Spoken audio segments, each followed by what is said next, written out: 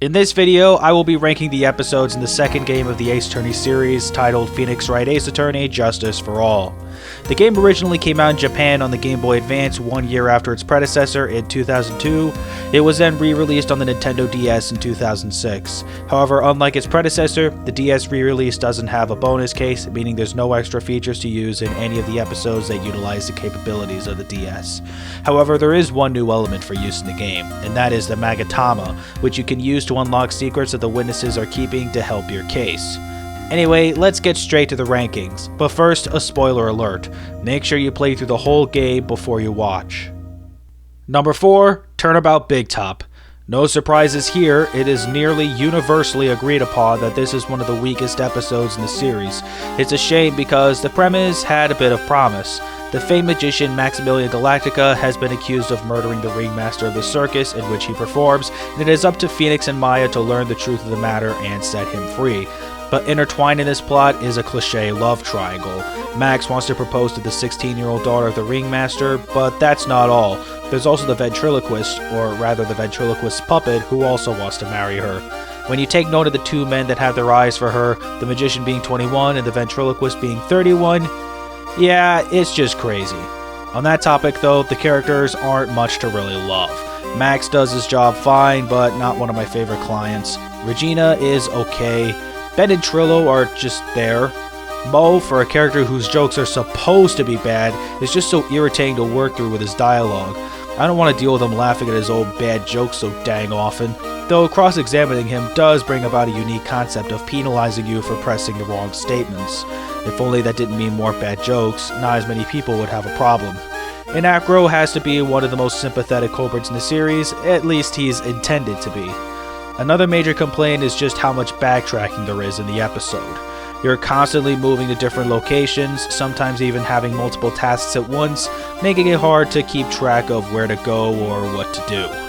That's not to say I exactly hate this episode, but it's easy to see where the complaints are coming from, even if we do get some good moments, like if you decide to make Phoenix act like a monkey to retrieve an old stage costume, and it gives foreshadowing to Edgeworth's return in the game's finale.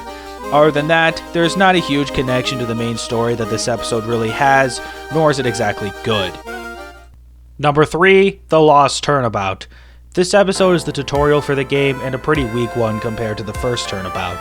In this one, Phoenix is just waiting in the defendant's lobby for a trial to start, but he takes a blow to the head that causes him to lose his memory. So now, with amnesia, Phoenix is representing his client Maggie Bird, a policewoman accused of the murder of fellow police officer Dustin Prince. Yeah, amnesia. That's really the best they got for a tutorial case. I guess they had to come up with something since this isn't Phoenix's first trial as a rookie lawyer anymore, so why not give him amnesia so that he can be told the mechanics all over again? In concept, it is a neat idea, although there's one thing they slacked on when it comes to refamiliarizing you with how the game works. Well, really it involves a new element, the ability to present people's profiles. It doesn't even tell you that until you scroll through every statement in the first testimony to get some banter from the defense bench. That's where you'll learn about presenting profiles, and it's kind of bullcrap that you have to do that in order to learn this, since you don't present profiles at all in the first game, with the exception of a few moments in Rise from the Ashes. Also, the villain is a chatterbox much like Wendy Oldbag, but far more frequent, and it really makes you want to nail him as the culprit, especially after seeing his face in the opening. Overall, not a good tutorial case, but as a case overall, it's fine, I guess. Number 2, Reunion and Turnabout. This episode takes place about 2.5 months before The Lost Turnabout, though it's the second episode in the game. Once again, Maya is the defendant, only this time the incident took place at her hometown, Karayan Village. By the request of Dr. Turner Gray, director of the Gray Surgical Clinic, she was to channel a nurse that once worked at the clinic before she died in a car crash following a malpractice incident at the clinic that killed 14 patients. But the channeling goes wrong when Dr. Gray is shot dead, and due to the circumstances, Maya is arrested for the murder. So now, Phoenix must find evidence that points to someone other than Maya. This episode introduces a new gameplay element called the Magatama, a jewel that, once powered by Maya's little cousin Pearl, will allow you to sift through the secrets of a person's heart in order to gain new leads. It's a cool element for the gameplay, though at times pretty ridiculous for the story. But that doesn't matter. What we get here is a setup of an arc for the Faye family and a sympathetic culprit. Not just that, a sympathetic culprit that was living as her younger sister, which is a very clever twist. It also introduces us to Franziska von Karma, the 18-year-old daughter of Manfred von Karma, who becomes the central prosecutor for this case and the next one. All that can be said about her is that she sure loves to use her whip. A lot. She should totally be in jail for constant physical assault. But dang, what a brilliant episode. Number 1, Farewell by Turnabout. The game's finale, and man, what a way to close off the game. It takes place at the Gatewater Hotel, which looks surprisingly more fancy than it did last time it was featured in an Ace Attorney case. This hotel hosted the Hero of Heroes ceremony, where 2 of the main competitors are the Nickel Samurai, played by Matt Engarde, and the Jammin' Ninja, played by Juan Corrida. But after the ceremony, Corrida is found dead in his hotel room, and Engarde becomes the prime suspect. But things only get worse from there. Phoenix learns that an assassin has kidnapped Maya and will only release her on the grounds that Phoenix receives a complete acquittal for Matt Engarde.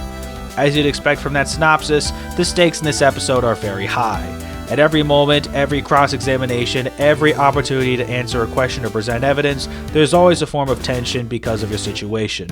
But at the heart of it all, you had every reason to fear. Your old client was the one who ordered the assassination of the victim. This is one of only 2 cases in the series so far where your client is the bad guy. So now the challenge becomes proving his guilt, but also buying enough time so that Maya can be rescued. With high tensions, dark secrets to uncover, and the many turns the episode takes, it's easily among the darkest episodes in the series, and for all it had to offer, I'd even consider this episode among my favorites in the whole series, number 1 in the Phoenix Wright trilogy. It's everything you can ask for in a finale to an Ace Attorney installment. That's all for this video. How would you rank these episodes? Post your personal rankings in the comments below, and be sure to subscribe for more content.